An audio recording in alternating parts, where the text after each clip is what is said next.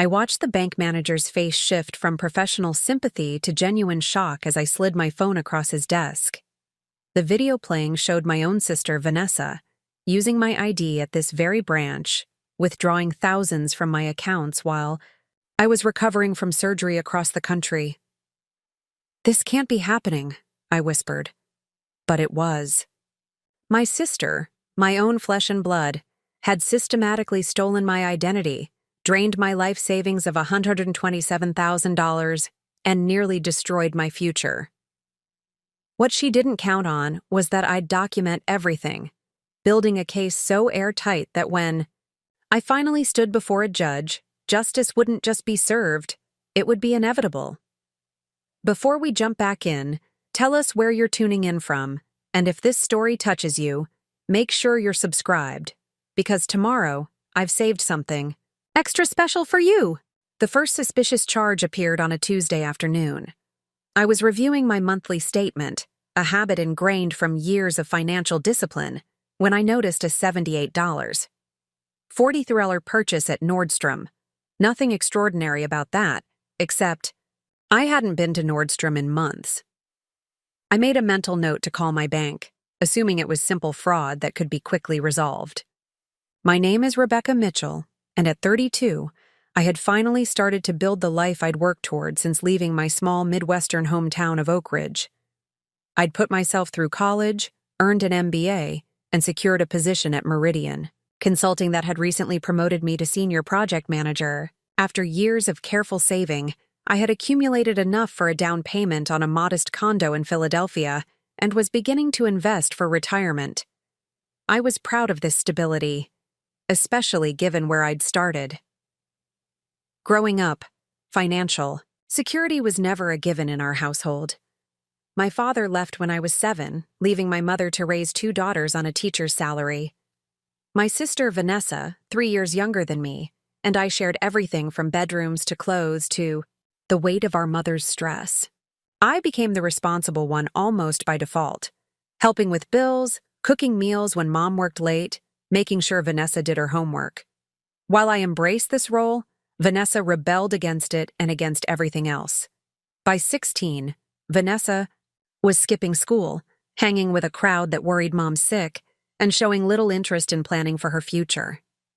I left for college determined to build something different for myself, visiting home during breaks to find the gap between Vanessa's life choices and mine growing wider. She dropped out of community college after 1 semester, cycled through a series of retail jobs, and seemed perpetually in need of money that mysteriously never went toward rent or bills. "You're becoming such a snob," she told me during my last year of business school, when I declined to loan her $800 for what she called car repairs, but her Instagram later revealed was a weekend trip to Miami. "Just because you've got fancy degrees doesn't make you better than everyone." I didn't think I was better, just more careful with the opportunities I'd created through sacrifice and hard work. Still, her words stung. Despite our differences, she was my sister, and I wanted her to succeed.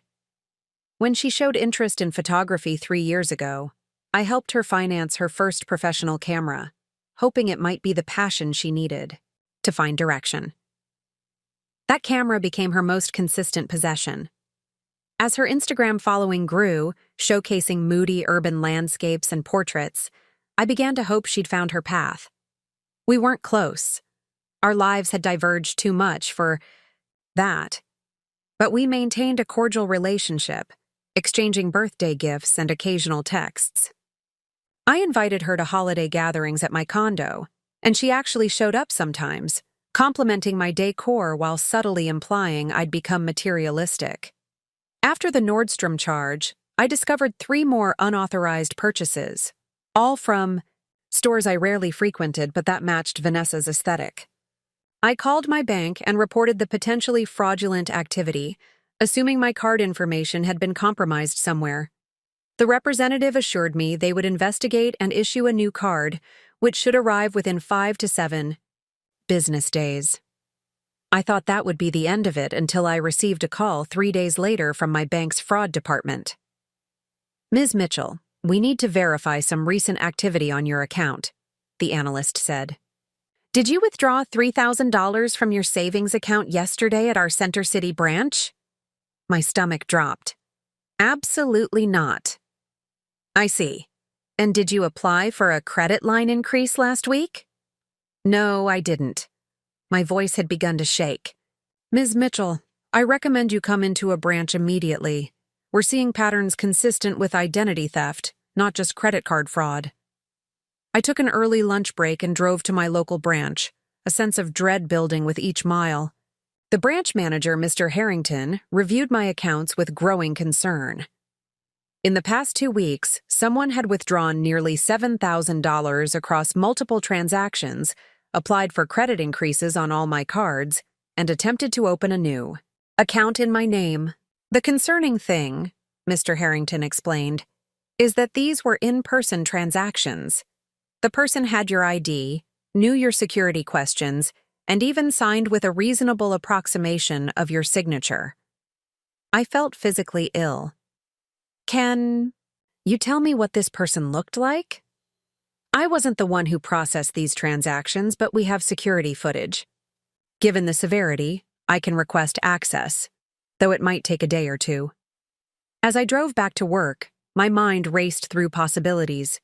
Who would have access to my personal information, know enough about me to answer security questions, and be able to convincingly pose as me? The answer materialized before I could even finish the question. That evening, I called my mother, trying to keep my voice steady. Mom, have you heard from Vanessa lately?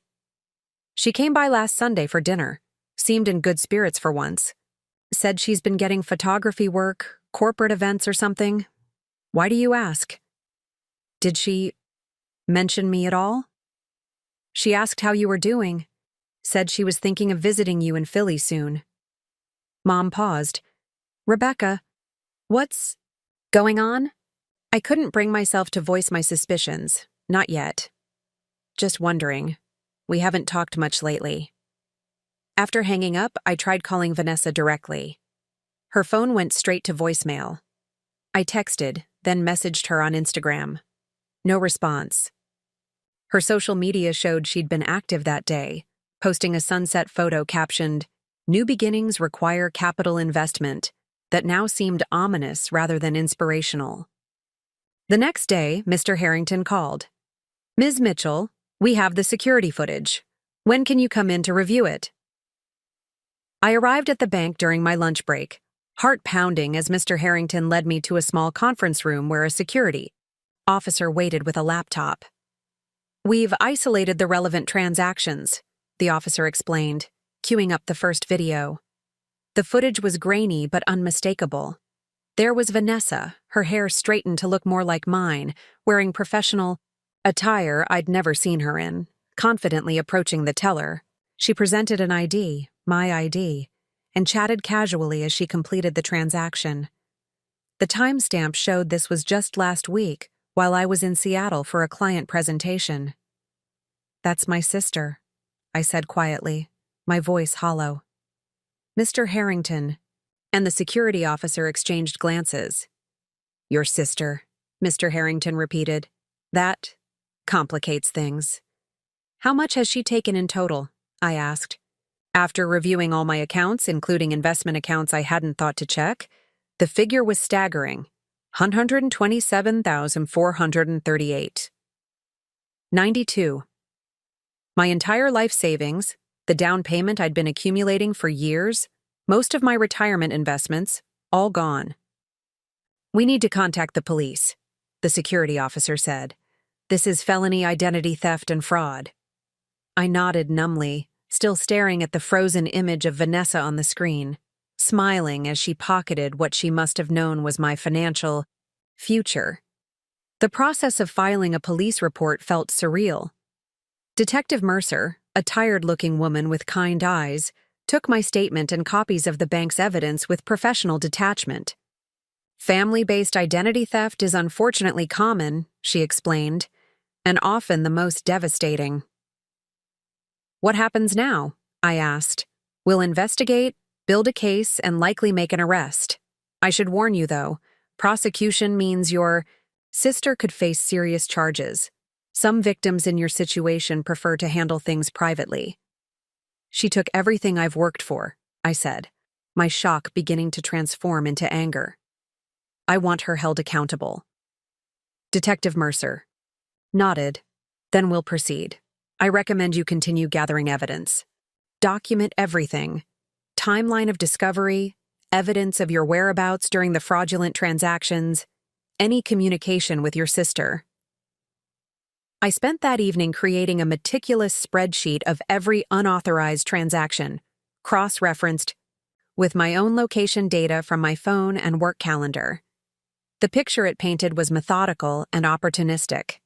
Vanessa had begun with small purchases months ago, test runs to see if I'd notice, before escalating to major withdrawals whenever I traveled for work. As the truth solidified, pieces began falling into place. The Christmas visit where she'd excused herself to use the bathroom but was gone suspiciously long. The questions about my work schedule that I'd mistaken for genuine interest. The sudden appearance of a photography career that now seemed likely financed by my money. I couldn't sleep, my mind replaying years of interactions with Vanessa, searching for the moment where sibling rivalry had transformed into something capable of this betrayal. Was it when I received my MBA while she struggled to find direction? When I purchased my condo while she still rented with multiple roommates? Or did it go back further, to childhood, when I was praised for responsibility while she was criticized for impulsivity? The next morning, bleary-eyed but resolved, I contacted my bank again to implement the strongest possible security measures on what remained of my accounts. I froze my credit with all 3 bureaus, changed every password, and scheduled appointments with my retirement account managers to assess the damage and begin the arduous fraud claim process. My phone buzzed with a text from an unknown number. "Becca, we need to talk. It's not what you think. V." I stared at the message, a storm of emotions threatening to overwhelm my carefully constructed composure. How dare she? How dare she steal my identity, drain my accounts, and then suggest there was some explanation that could possibly justify it? Before I could decide whether to respond, Detective Mercer called. "Ms. Mitchell, we've located your sister. She's in Miami, using a credit card opened in your name 3 days ago. Local authorities are preparing to make an arrest." The reality of what was happening struck me anew. My sister, the girl who'd shared my childhood bedroom, who I'd taught to ride a bike, who I'd helped with homework, was about to be arrested for stealing my identity. Part of me wanted to call it off, to find another way. But a stronger part remembered the years of sacrifice that had built my savings, the security I'd created from nothing, the future that now lay in ruins. "What do I need to do next?" I asked. Detective Mercer, my voice steadier than I expected. "Nothing right now. After the arrest, there will be an arraignment. Eventually, you'll likely need to testify.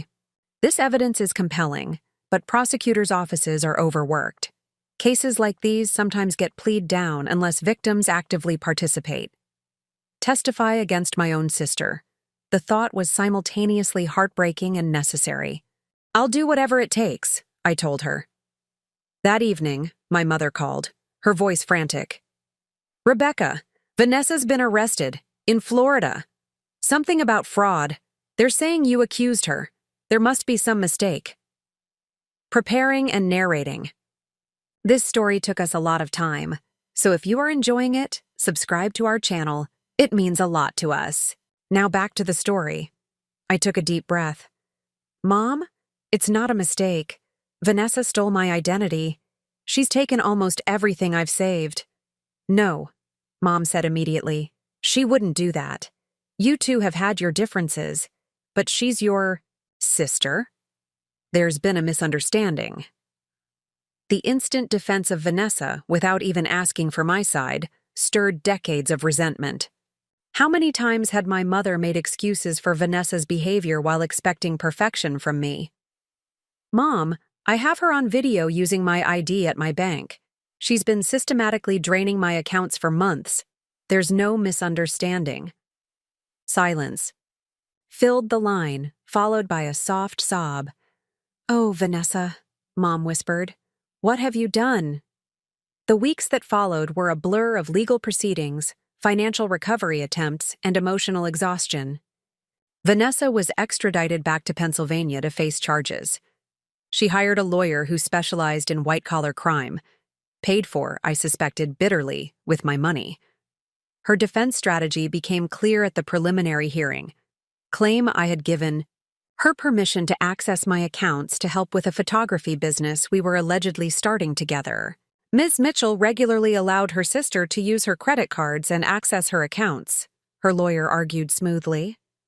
This was an arrangement between sisters that Ms. Mitchell is now misrepresenting after a personal disagreement. I sat there, stunned by the audacity of the lie. The prosecutor warned me this might happen, but seeing it unfold left me speechless.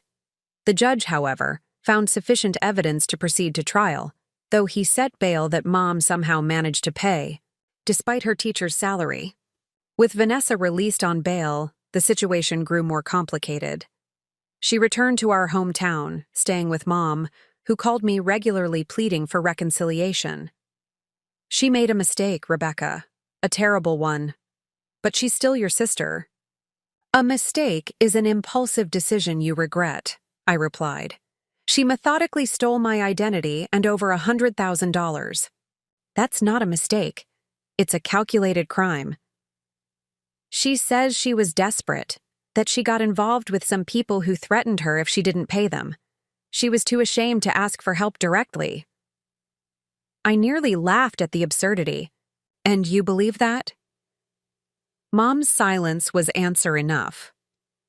3 days before the trial was set to begin, I received a call from Vanessa herself.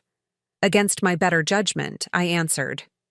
"Becca, please," she said, her voice breaking. "Don't do this. If this goes to trial, I could go to prison. Is that really what you want for your own sister?" "What I wanted," I said evenly, "was not to have my identity and life savings stolen by someone I trusted. What do you think I should do, Vanessa?" "Drop the charges. We can work out a repayment plan. I'll get a job, pay you back over time." "Where is the money now?" I asked. A pause. I don't have it anymore." "You spent over $100,000 in less than 6 months?" "It's complicated," she hedged. "I had debts and investments that didn't work out." As she continued making excuses, a strange calm settled over me. This was the pattern of our entire relationship. Vanessa creating chaos, then expecting understanding, without accountability. My entire life had been shaped by being the responsible counterbalance to her impulsivity, but I didn't have to keep playing that role. "See you in court," I said, and hung up. The morning of the trial, I arrived early, dressed in a conservative navy suit, hair pulled back neatly, carrying a portfolio containing additional evidence I'd gathered, including recordings of Vanessa's calls attempting to pressure me into dropping charges. My lawyer, Ms. Patel, reviewed our strategy one final time. "The defense will attempt to paint this as a misunderstanding between sisters. They'll question why you didn't notice the fraud sooner, implying you were aware and approved of it. Stay calm, stick to the facts, and let the evidence speak for itself." When I entered the courtroom and saw Vanessa sitting beside her attorney, I was struck by how deliberately she'd styled herself. Modest dress, minimal makeup, hair pulled back similarly to mine. The physical resemblance between us, which had made her identity theft easier, now seemed like another manipulation meant to confuse the jury. The trial proceeded much as Ms. Patel had predicted. The prosecution presented the bank records, security, footage, and timeline of transactions. Vanessa's lawyer attempted to establish a history of financial entanglement between us, producing birthday checks I'd written her years ago and the receipt from when I'd helped her buy the camera. When my turn to testify came, I walked to the witness stand feeling the weight of my mother's presence in the gallery. I didn't look at her or at Vanessa as I was sworn in. The prosecutor led me through my discovery of the fraud, my work schedule, that placed me miles away during transactions, and the security measures I'd had in place that Vanessa had circumvented. During cross-examination, Vanessa's lawyer adopted a tone of exaggerated confusion. "Ms. Mitchell, if you and your sister were as estranged as you claim, how did she know so many details about your accounts?" "She didn't, initially," I explained. "The evidence shows she started with small transactions, likely testing what information she had access to. When I was home for Christmas, security footage from my building shows her spending 17 minutes in my home office while I was cooking dinner." The lawyer looked startled. This wasn't in the evidence he'd been provided. Ms. Patel smiled slightly beside me. "And you have this footage because I installed a security system after a break-in at a neighboring unit last year. It captures motion-activated video of all entries and movements in my condo." The defense attorney glanced at his client, who had gone noticeably pale. This was the moment I'd prepared for. The revelation I knew would dismantle her carefully. Constructed defense. "Your Honor," Ms. Patel interjected, "we have additional evidence relevant to this line of questioning that wasn't initially included because it was obtained after the discovery period." After a brief sidebar discussion, the judge allowed the new evidence. Ms. Patel played the security footage showing Vanessa methodically searching my office, photographing documents, and attempting different passwords on my computer. The courtroom fell silent. Vanessa's lawyer whispered urgently to her. My mother, when I finally glanced her way, had her face in her hands. The judge called for a 15-minute recess. When court resumed, Vanessa's lawyer requested a brief consultation with the prosecutor. They disappeared into a side room, emerging 20 minutes later. "Your Honor, we'd like to request a continuance to discuss a potential plea agreement," the prosecutor announced. The judge granted their request, scheduling a follow-up hearing for the following week. As I gathered my belongings, I finally made eye contact with Vanessa. The facade had crumbled, leaving behind something I rarely saw in her: genuine remorse, mixed with fear. Outside the courtroom, my mother approached hesitantly. "I had no idea," she said quietly. I always believed her." "I know, Mom," I replied, too emotionally drained for anger. "You always did." 1 week later, Vanessa accepted a plea deal, guilty to identity theft and fraud charges, with a sentence of 3 years, substantial restitution payments, and mandatory financial counseling. The judge, upon reviewing the case, looked directly at Vanessa during sentencing. "Family bonds are sacred trusts," he said gravely. "Your sister worked to build financial security through honest means while you chose to take what wasn't yours through deception. This court takes such violations especially seriously." Financial recovery would take years. The bank restored some funds under their fraud protection policies, but many transactions couldn't be reversed. My credit would carry the damage for years to come. The dream of homeownership had been deferred indefinitely.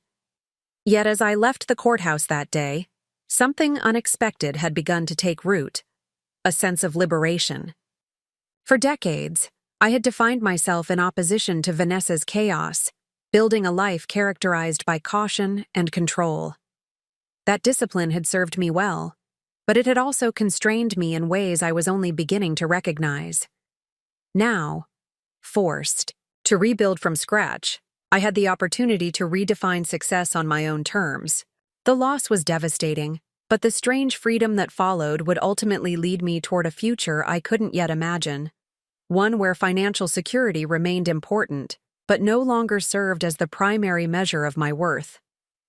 As I drove home that evening, I realized that while Vanessa had taken my savings, she had inadvertently given me something else: the chance to build a life unconstrained by the patterns of our shared past, guided by my own definition of what truly constituted value. The weeks following Vanessa's sentencing passed in a blur of paperwork, phone calls, and sleepless nights. I had won in court, but victory felt hollow as I surveyed the wreckage of my financial life. Credit agencies needed to be contacted, fraud alerts established, accounts rebuilt from scratch. Each form I completed, each customer service representative I explained my situation to, served as a reminder of what had been taken from me. My small Philadelphia condo, once a sanctuary of achievement, now felt like a monument to vulnerability. I would sit at my kitchen counter, surrounded by financial documents, wondering how I had missed the warning signs. Had I been so focused on professional advancement that I had become blind to the threat within my own family? The thought haunted me through endless nights. Returning to work provided little relief. I had taken 2 weeks of personal leave for the trial, offering my supervisor only the vague explanation of family emergency. Upon my return, colleagues noticed my distraction, the dark circles under my eyes, the way I flinched when my phone rang. Madison, the team lead I had once viewed as a mentor, called me into her office on my 3rd day back. "Rebecca, we need to talk about your performance," she said, her voice measured with practiced concern. "The Westridge project is falling behind schedule, and clients are asking questions I don't have answers to." I nodded, too exhausted to formulate an excuse. "I understand. I've been dealing with some personal issues, but that's no excuse for letting work slide. I'll get everything back on track this week." Madison's expression softened slightly. "Is there anything you need support with? The company has resources."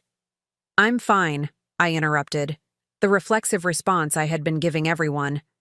"Just need to refocus." That evening, I forced myself to stay at the office until midnight, combing through the Westridge documentation, creating a recovery plan to present the next morning. The familiar rhythm of work, analyzing problems, developing solutions, executing, with precision, provided temporary distraction from the chaos of my personal life. I had always found sanctuary in professional competence, in being the reliable one who could be counted on when others faltered.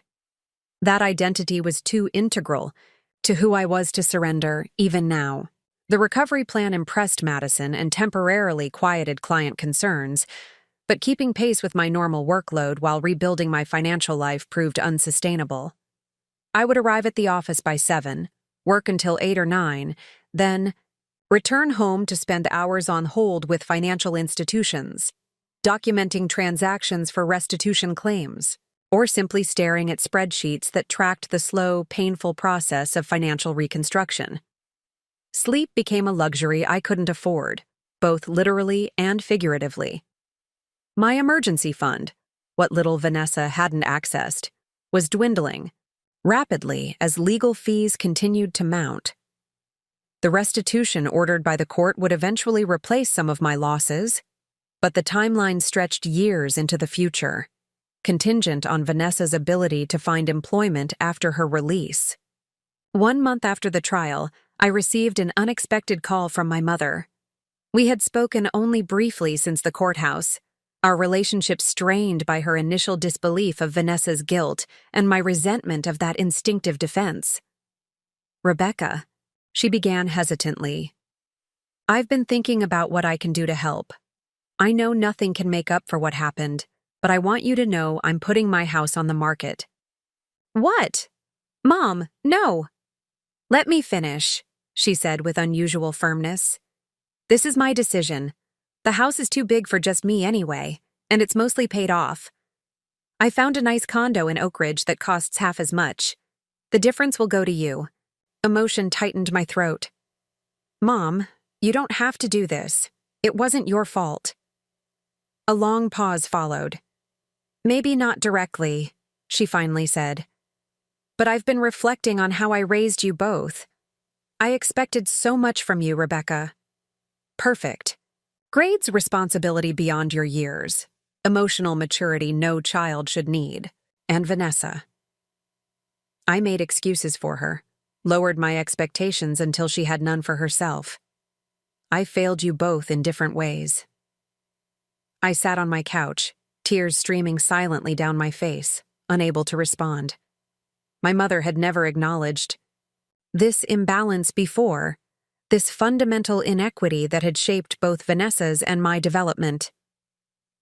"You don't need to accept the money," she continued, "but I hope you will. Consider it long overdue recognition of everything you've handled on your own." After we hung up, I sat motionless, processing this unexpected turn. My mother's offer represented more than financial assistance. It was acknowledgement of a lifetime of uneven expectations and opportunities for restitution that extended beyond what Vanessa had taken. I wasn't sure I was ready to accept it, but the recognition itself began healing something I hadn't realized was still wounded. The following weekend, I received another unexpected communication, an email from Vanessa. Prison regulations prohibited direct phone calls, but inmates had limited email access. I nearly deleted it unread, but curiosity overcame anger. "Rebecca," it began, "I know you probably hate me, and you have every right to. What I did was unforgivable. I've started mandatory counseling here, and my therapist encouraged me to write to you, not to ask forgiveness, but to try to explain if you're willing to hear it. I understand if you never want to speak to me again. I wouldn't blame you." I closed the email, unable to continue reading. Was this another manipulation? The start of a years-long campaign to diminish her responsibility or pave the way for early release? I couldn't risk reopening wounds that had barely begun to scab over. Yet the email lingered in my mind. 3 days later, during my lunch break, I reopened it and forced myself to read the entirety of Vanessa's message. "I've spent my whole life feeling like I existed in your shadow," she wrote. "You were always the smart one, the responsible one, the one with potential." By the time I was old enough to understand what that meant, it felt like the roles were already cast in stone. You would succeed, I would disappoint. So I leaned into it. If I was going to be the family failure anyway, I might as well embrace it, right? When I saw your financial success, it felt like final confirmation of what I'd always been told. You were better than me, more deserving. The first time I used your card was impulsive, a moment of resentment when I saw you had more in your checking account than I had made all year. I told myself you wouldn't miss it. When nothing happened, it became easier to do it again and again. I convinced myself I deserved some of what you had. After all, we came from the same family. Why should you have everything while I struggled? I know now how twisted that thinking was. It wasn't about deserve. You worked for everything you have worked harder than anyone I know. And instead of being inspired by that, I let jealousy poison me. I'm not asking you to forgive me. I just wanted you to know that I understand now what I did, and I will spend the rest of my life trying to make it right, whether you ever speak to me again or not. I closed my laptop, a complex tangle of emotions making it impossible to continue working. Vanessa's words contained elements I recognized as genuine. The jealousy she had barely disguised over the years, the sense of predestined roles we had both fought against and fulfilled in different ways. Yet they also displayed a level of self-awareness I had never witnessed in my sister before. Whether this represented genuine growth or calculated manipulation, I couldn't determine. I chose not to respond. Whatever journey Vanessa was on behind, bars would need to unfold without my participation, at least for now. My priority had to be rebuilding what had been lost. 2 months after the trial, I received news that the bank had agreed to restore approximately $42,000 of the stolen funds. Their fraud protection policies covered some transactions, particularly those that had occurred after I had reported the initial suspicious activity. It wasn't the full amount, but it represented a significant step toward recovery, enough to begin rebuilding my emergency fund and making minimum retirement contributions again. The partial restoration provided financial breathing room, but the psychological impact of the theft lingered. I found myself checking account balances compulsively, sometimes multiple times per day. I became hypervigilant about security, installing additional monitoring systems, creating increasingly complex passwords, and developing elaborate verification processes that even legitimate financial institutions sometimes struggled to navigate. Madison noticed my improved performance at work, but remained concerned about what she called my diminished presence. "You're meeting all your deadlines," she said during my quarterly review. "But something's missing. The creative problem-solving, the engagement in team discussions, qualities that put you on track for director-level positions seem to have disappeared." She was right. I was performing adequately, even excellently by objective measures, but mechanically. The passion that had once driven me to exceed expectations had been replaced by a grim determination to simply maintain stability. I had retreated into a defensive posture, focused on protecting what remained rather than building toward future aspirations.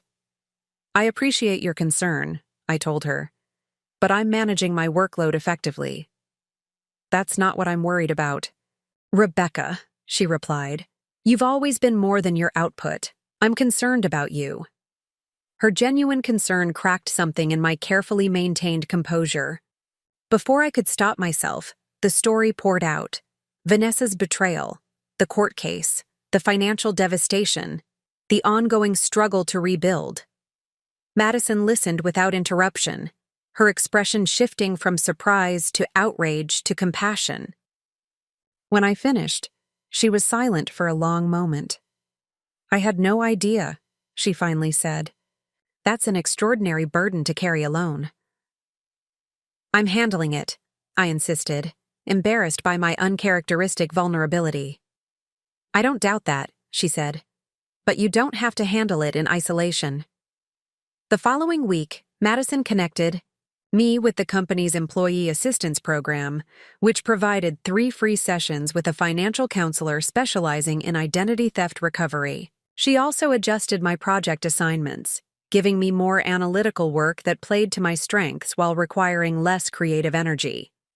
These small accommodations provided space to begin healing without sacrificing professional standing. 6 months after the trial, I received notification that my mother's house had sold. True to her word, she purchased a modest condo and transferred the remaining funds, just over $112,000, into an account she had established in my name. "This doesn't make up for what happened," she wrote in the accompanying card. "But I hope it gives you back some of the security that was taken from you." The amount nearly matched what Vanessa had stolen. I stared at the balance, feeling conflicted. Accepting felt like admitting I couldn't recover on my own. Rejecting would hurt. My mother, who genuinely wanted to make amends for her role in the dynamics that had led to this situation, after careful consideration, I accepted half the amount, insisting my mother invest the remainder for her own retirement. This compromise acknowledged her desire to help while preserving my sense of self-sufficiency. It also created a foundation for rebuilding our relationship on more equal terms. With financial recovery underway, I gradually began addressing the emotional aftermath. On my therapist's recommendation, I joined a support group for victims of identity theft. Most participants had been targeted by strangers, not family members, but the psychological impact, the violation of security, the loss of trust, the sense of vulnerability, resonated across our different circumstances. "The hardest part," shared Michael, a retired teacher whose identity had been stolen by a former student, "isn't the money. It's that I can't stop looking for threats everywhere. I used to see the best in people. Now I'm constantly waiting for the worst." His words articulated what I had been experiencing, a fundamental shift in how I engaged with the world. I had always been careful, but my caution had been balanced by openness to opportunity. Now potential threats overshadowed potential rewards in every interaction. "How do you move past that?" I asked the group. "How do you trust again?" Lisa, a woman in her 60s who had been dealing with the aftermath of identity theft for over 3 years, smiled gently. "You don't go back to who you were before," she said. "That person is gone. But you can become someone new, someone wiser, more discerning, but still capable of connection. The key is recognizing that hypervigilance isn't the same as wisdom. Her distinction stayed with me. In the following weeks, I began examining which of my new security measures represented genuine wisdom and which reflected trauma responses that offered the illusion of control without meaningful protection. Some practices I maintained: regular credit monitoring, careful documentation of financial transactions, limited sharing of personal information. Others I gradually relaxed, checking account balances multiple times daily, creating passwords so complex I frequently locked myself out of my own accounts, declining professional networking opportunities out of fear of vulnerability. 9 months. After the trial, I received another email from Vanessa. I had never responded to her first message, but she had continued writing monthly. I had begun reading her emails, though I still didn't reply. This one was different from previous communications. "I've been accepted into a prison education program," she wrote. "I'm going to study accounting. I know it sounds ridiculous, the last person who should be trusted with financial matters, but I'm good with numbers when I actually apply myself. My counselor thinks understanding the systems I manipulated might help me develop healthier relationships with money and responsibility. I don't expect you to care about my rehabilitation, but I wanted you to know I'm trying to build something different with whatever comes next." For the first time, I felt something beyond anger or hurt when reading Vanessa's words. Not forgiveness, that remained distant, perhaps impossible, but recognition of parallel journeys. We were both attempting to construct new identities from the wreckage of our shared history, albeit from vastly different starting points. 1 year after discovering the theft, I sat in my living room reviewing my recovery progress. Financially, I had rebuilt approximately 70% of my previous savings through a combination of my mother's contribution, bank restorations, aggressive saving, and a performance bonus Madison had championed on my behalf. My credit score, while not fully recovered, had improved significantly through consistent effort and documentation. More importantly, I had begun re-envisioning my future. The theft had forced me to examine what I was working toward, what security actually meant to me beyond numerical targets. I realized that much of my previous financial strategy had been driven by fear. Fear of repeating my childhood insecurity, fear of being unprepared for emergencies, fear of requiring assistance from others. While prudent planning remained important, I wanted my financial decisions to support aspirations rather than merely guard against catastrophe. With this shift in perspective, I made 2 significant decisions. First, I accepted a position with a smaller consulting firm specializing in nonprofit financial management. The role offered slightly lower compensation, but aligned more closely with my evolving values and provided opportunities to help organizations doing meaningful work. Second, I began exploring part-time graduate programs in financial therapy, a field combining financial planning with psychological approaches to address the emotional aspects of money management. These changes represented not just recovery, but transformation. Vanessa's betrayal had stripped away my carefully constructed security, but in rebuilding, I discovered foundations stronger than what had existed before, ones based on genuine values rather than reactive patterns established in childhood. As I reviewed my new financial plan, my phone buzzed with a text from my mother. "Thinking of visiting Philadelphia next month. Would love to see your place if you're comfortable with that." I smiled, recognizing the careful consideration behind her wording. We were both learning new ways to relate, establishing boundaries while maintaining connection. I texted back, "I'd like that. Let me know your dates." Recovery wasn't a destination I would ever fully reach, I realized.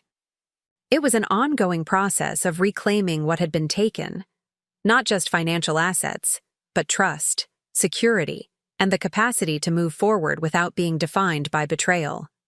The journey would continue, with setbacks and progress existing, side by side, but I was no longer simply surviving the aftermath. I was building something new from what remained. 18 months after the trial, I stood in the doorway of my new office at Horizon Nonprofit Consulting, watching as the morning light filtered through recently installed blinds. The space was modest compared to my former corner workspace at Meridian, but what it lacked in corporate prestige it made up for in purpose. Photographs of client organizations lined the walls, a community health clinic providing care to underserved neighborhoods, an educational foundation helping first-generation college students navigate financial aid, a microlending program supporting women entrepreneurs. Each image represented not just a consulting contract, but a mission I had become invested in beyond balance sheets and financial projections. My career transition had not been without challenges. Taking a 20% salary reduction while still rebuilding savings required adjustments to my lifestyle and expectations. Yet the trade-offs had proven worthwhile, as I discovered that applying my financial expertise to organizations creating tangible social impact generated satisfaction that no year-end bonus at Meridian had ever provided. Jennifer, the firm's founder and managing partner, appeared in my doorway with 2 coffee cups, handing one to me as she leaned against the frame. "Ready for the community action presentation this afternoon?" she asked, taking a sip from her. "Ugh." I nodded, gesturing toward the meticulously prepared slides on my computer screen. Their grant application is solid, but they're underestimating administrative costs by about 15%. I've developed 3 budget scenarios that would make the project sustainable without compromising core services. Jennifer smiled. "This is why we poached you from Meridian. You see beyond the numbers to the people they impact." Her statement caught me off guard. Throughout my career, I had prided myself on analytical precision, on being the person who understood financial systems with mathematical exactitude. The suggestion that my value lay equally in translating those numbers into human outcomes represented a fundamental shift in how others perceived my contributions, and perhaps more significantly, how I had begun to view my own work. That afternoon, as I guided the community action leadership team through sustainable funding models, I found myself sharing not just projections and contingency plans, but also stories from similar organizations I had consulted with, the challenges they had overcome, the creative solutions they had implemented, the communities that had benefited from their persistence. Financial resilience isn't just about having adequate reserves, I explained, moving beyond the technical analysis I would have limited myself to previously. It's about building systems that can absorb unexpected setbacks while maintaining your core mission. The goal isn't perfect financial stability. That's rarely possible in nonprofit work. It's developing the capacity to adapt without abandoning the people who depend on your services. As the words left my mouth, I recognized that I was articulating lessons from my own recovery journey. The theft had shattered my illusion of perfect security, forcing me to develop resilience rather than simply rebuilding rigid protective structures. The parallel between my personal experience and the guidance I now offered professionally wasn't coincidental. It represented genuine wisdom earned through adversity. The community action team left with renewed confidence in their mission and practical tools to strengthen their financial foundation.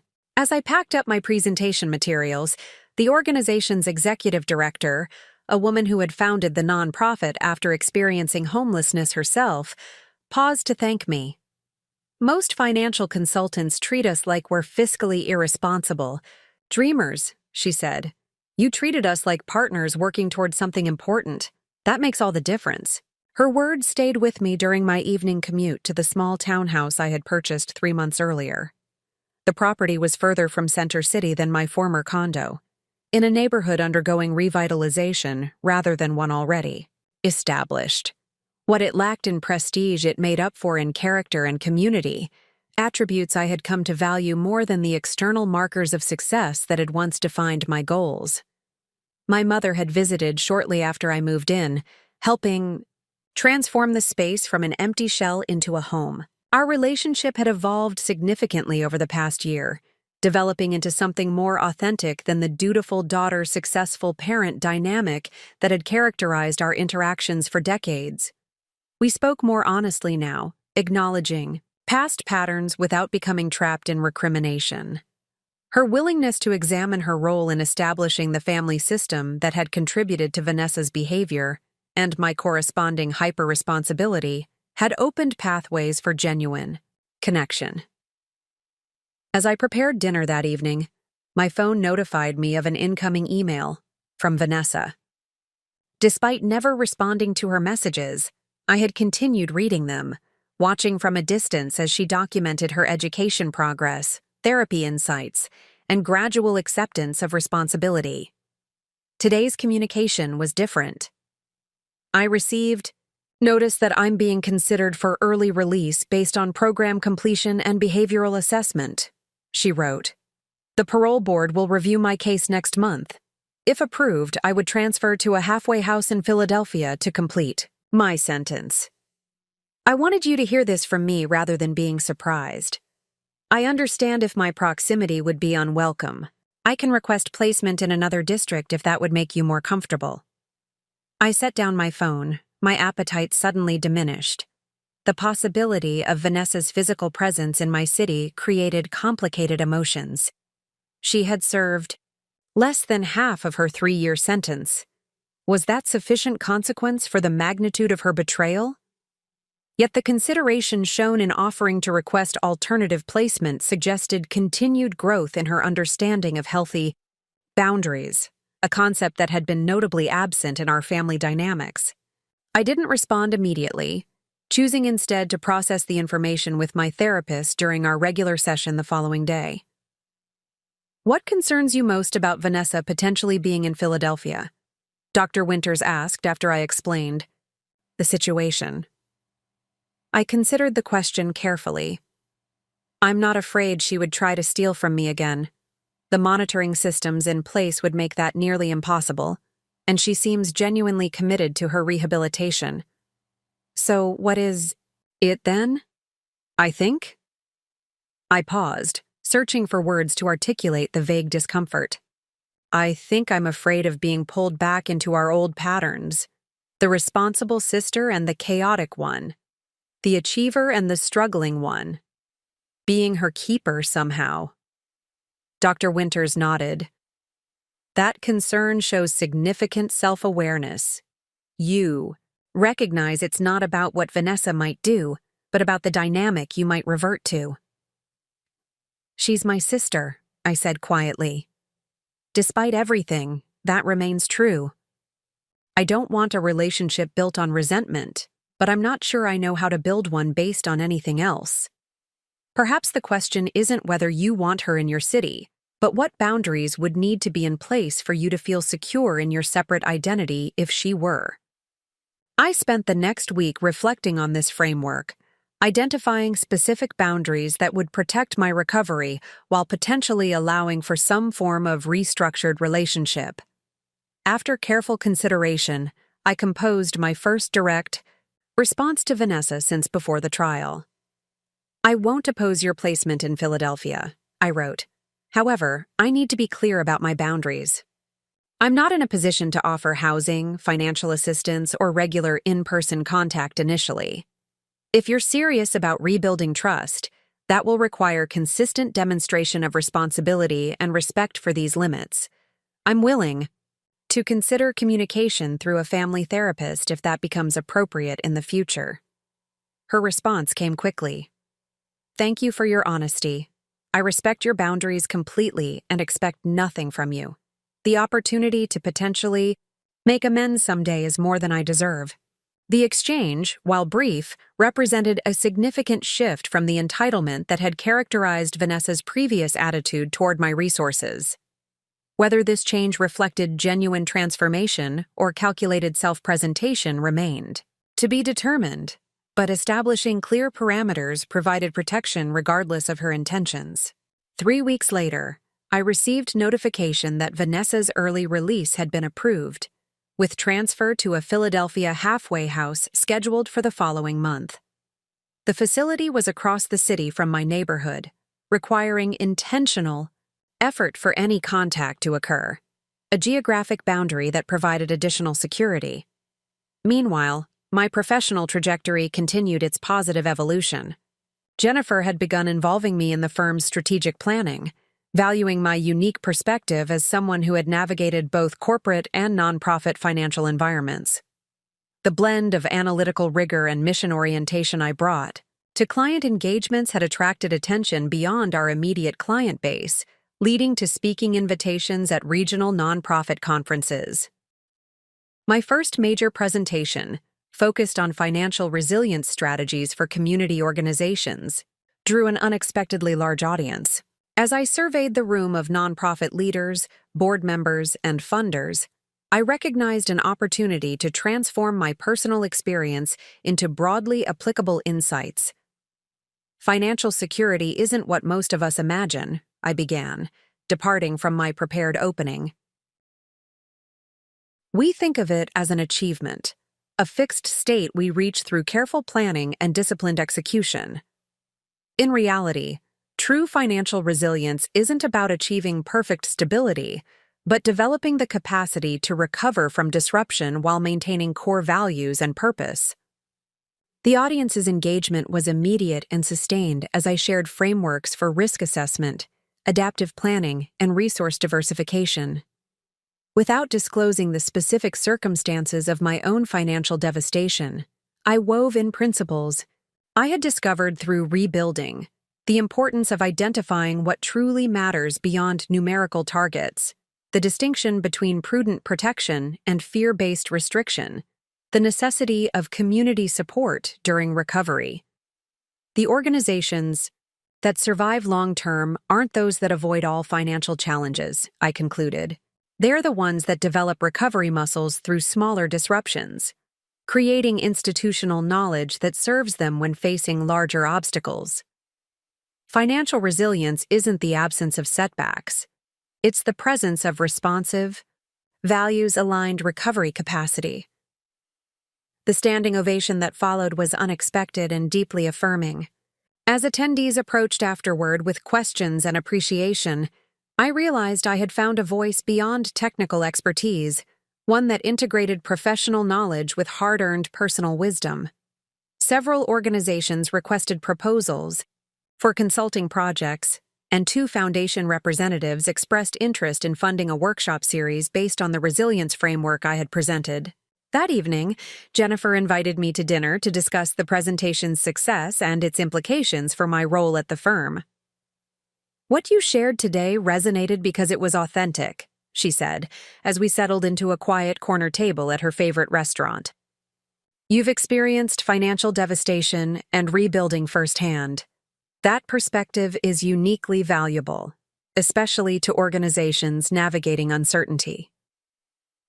I tensed slightly, wondering how much she knew about the specific circumstances of my financial loss. I had been intentionally vague about the details when transitioning from Meridian. Noticing my reaction, Jennifer continued, "I don't need to know the particulars of what happened. What matters is that you've transformed that experience into insight that helps others. I'm proposing we develop a specialized service line focused on organizational resilience, with you taking the lead." The opportunity represented professional recognition I hadn't anticipated achieving so quickly after leaving Meridian. More significantly, it offered a platform to facilitate for organizations the same transformation I had undergone personally, moving from rigid security to adaptive resilience, from fear-based protection to values-aligned strength. "I'd be honored," I replied. As we discussed implementation details, I found myself sharing more openly about my journey than I had intended, though still without specifying that my sister had been the source of the theft. The hardest lesson, I admitted, was recognizing that my previous approach to financial security was primarily about control rather than genuine well-being. I was so focused on preventing negative outcomes that I limited positive possibilities. The loss forced me to distinguish between what I truly valued and what I was pursuing out of fear. Jennifer nodded. That insight alone is worth sharing with our clients. So many organizations operate from scarcity mindsets that actually inhibit their mission fulfillment.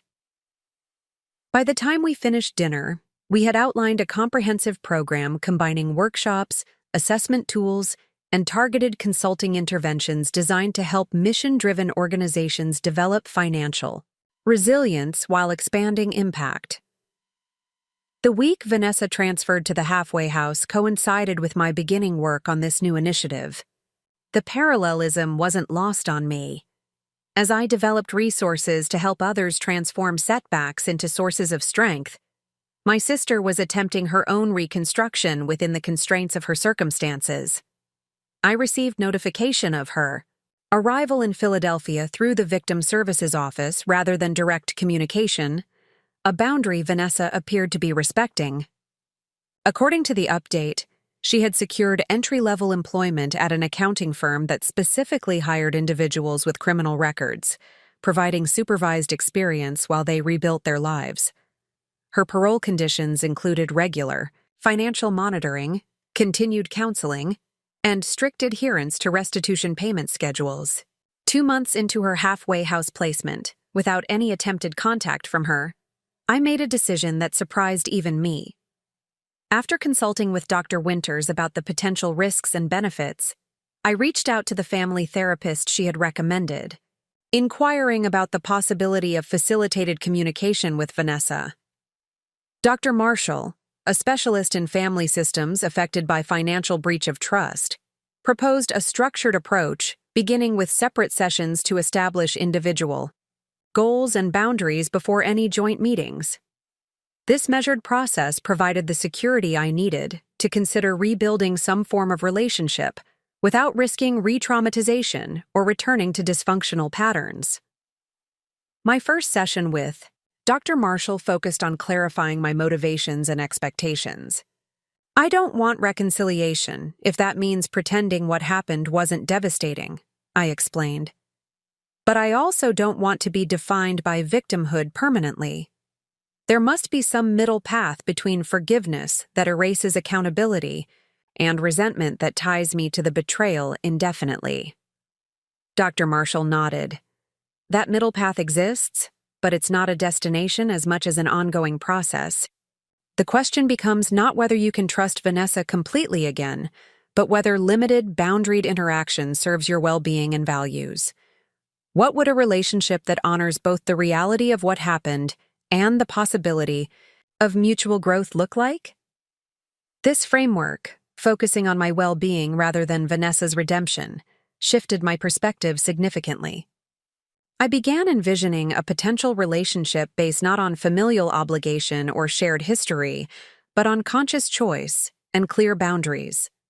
Such a relationship would require ongoing demonstration of changed behavior from Vanessa and continued self-protection on my part, but it might provide liberation from the emotional weight of permanent estrangement. After 3 individual sessions, Dr. Marshall facilitated a limited written exchange, a structured format that allowed for reflection before response and maintained appropriate distance while establishing new communication patterns.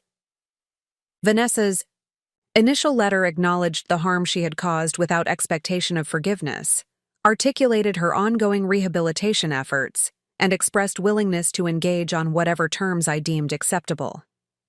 My response outlined specific behaviors that would demonstrate meaningful change: consistent employment, full compliance with restitution requirements, respect for stated boundaries, and continued personal development work.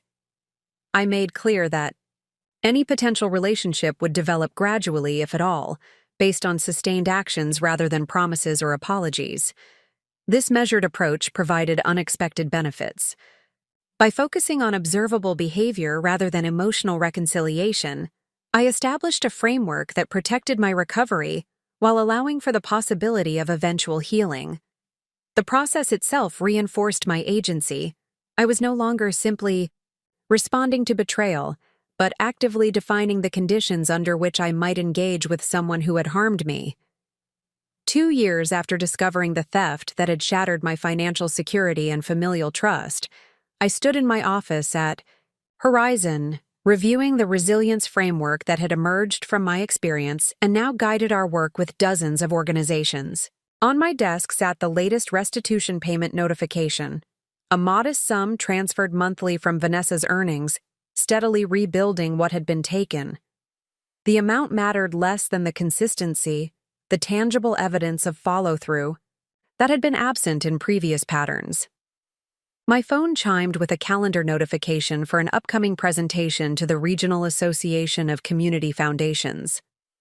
The subject, From Disruption to Development, Building Organizational Recovery Capacity, reflected the transformation I had undergone personally and now facilitated professionally. The journey from victim to guide, from devastation to purposeful rebuilding, had not erased the harm done but had integrated it into a stronger, more authentic identity than the one that had existed before. Financial security remained important, but it no longer served as my primary measure of success or source of safety. The true security I had discovered lay in resilience, the capacity to maintain core values while adapting to unexpected challenges, to rebuild with greater wisdom after loss, and to transform painful experience into meaningful contribution. As I gathered my materials for a client meeting, I glanced at the small framed quote on my wall, words I had discovered during the darkest period of my recovery. Resilience is not about returning to what was, but growing into what can be. The theft had taken my savings, but the reconstruction had given me something more valuable, a life aligned with authentic purpose rather than external expectations, and the capacity to help others navigate their own journeys from loss to renewed meaning. 3 years after the discovery of Vanessa's betrayal, I stood at the podium of the National Conference for Community Development Organizations, surveying an audience of nearly 500 nonprofit leaders, financial professionals, and foundation representatives. My keynote address, Transforming Financial Trauma into Mission Resilience, represented the culmination of work that had evolved from personal recovery into a recognized methodology for organizational strength. Financial setbacks can either become defining limitations or catalysts for transformation, I began, my voice steady with a confidence that had been hard-won. The determining factor isn't the magnitude of the loss, but our relationship to reconstruction. Do we merely rebuild what existed before, or do we use the opportunity to create something more aligned with our core purpose? As I guided the audience, through principles of adaptive resilience, I observed nodding heads and furious note-taking. These concepts resonated because they addressed a fundamental truth about both personal and organizational development: that our greatest vulnerabilities, when consciously addressed, often become the foundation for our most significant contributions. The professional trajectory that had brought me to this podium would have been unimaginable during those dark months after discovering my sister's theft. Horizon Nonprofit Consulting had expanded the resilience-focused services I had developed into a specialized division serving organizations nationwide. My role had evolved from consultant to director of resilience services, with a team of 6 professionals implementing the frameworks I had created. Jennifer, now approaching retirement, had begun discussions about succession planning for the firm, mentioning my name as a potential managing partner. The possibility both honored and challenged me, representing professional recognition beyond anything I had aspired to previously, along with responsibilities that would test my leadership capacity in new ways. Following the keynote, I participated in a panel discussion with foundation directors who had implemented resilience-focused funding approaches based partly on our work. As the conversation turned to transformative recovery experiences, Angela Reeves, Executive Director of the Westfield Community Foundation, shared her organization's journey following the discovery of significant financial mismanagement by a trusted administrator. We initially focused exclusively on strengthening control systems, she explained. More authorizations, stricter oversight, compartmentalized access. Those changes were necessary but insufficient. What truly transformed our organization was rebuilding with purpose at the center rather than protection. Rebecca's framework helped us distinguish between security measures that enable mission fulfillment and those that primarily serve psychological reassurance. Her distinction perfectly articulated the insight at the core of my approach: The understanding that excessive protective measures often constrain the very purpose they intend to safeguard. This principle had emerged directly from my personal journey, where I had discovered that hypervigilance, while creating an illusion of control, ultimately limited growth and connection. After the conference concluded, I returned to my hotel room to prepare for an appointment I had scheduled with intentional symmetry. Later that evening, in a carefully selected neutral location, a private meeting room at a community center equidistant from my home and Vanessa's halfway house, I would have my first face-to-face conversation with my sister since her sentencing. The decision to establish direct communication had evolved gradually through the facilitated process with Dr. Marshall. For 6 months, we had engaged in structured written exchanges, progressing to occasional video conferences with the therapist present. Throughout this measured reintroduction, Vanessa had demonstrated consistent respect for my boundaries, acknowledgement of the harm she had caused, and tangible evidence of her rehabilitation efforts. She had maintained steady employment at the accounting firm, received positive performance reviews, and completed additional certification courses. Her restitution payments, while modest relative to the total amount taken, arrived without fail each month. Most significantly, she had refrained from making demands or expectations, accepting that rebuilding trust would require sustained demonstration of changed behavior rather than declarations of remorse. As I reviewed my notes for our meeting, I reflected on the careful preparation Dr. Marshall had facilitated. We had established clear parameters, a 60-minute conversation focused on present circumstances rather than past grievances, with specific topics identified in advance, and the understanding that either of us could end the interaction if boundaries were crossed. These guidelines provided the security necessary for me to consider this step without compromising my recovery. At precisely 7 o'clock, I entered the meeting room to find Vanessa already seated, hands folded neatly on the table before her. The physical similarities between us remained evident, the same blue eyes and high cheekbones that had made her impersonation possible. But her presentation had changed dramatically. Gone was the carefully cultivated bohemian aesthetic she had maintained throughout her 20s, replaced by simple, practical attire that suggested functionality rather than self-expression. Her hair, once styled to attract attention, was now pulled back in a simple knot, revealing a face that appeared simultaneously older and more present than I remembered. "Thank you for agreeing to meet," she said quietly as I took my seat across from her. The 6 feet of table between us represented an appropriate physical manifestation of our current relationship, connected but distinctly separate, with clear boundaries maintained. "I appreciate your respecting the parameters we discussed," I replied, my tone professional rather than familial.